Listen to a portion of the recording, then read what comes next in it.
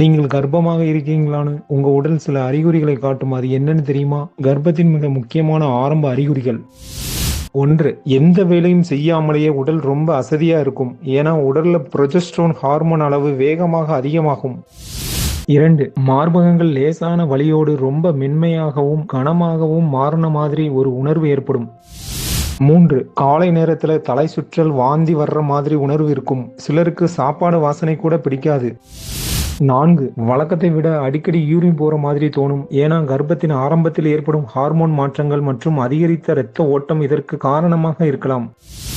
5. மாதவிடாய் வர வேண்டிய தேதிக்கு சில நாட்களுக்கு முன்பு லேசான அடிவயிற்று வலி மற்றும் சிறிய அளவிலான இரத்த கசிவு ஏற்படலாம்.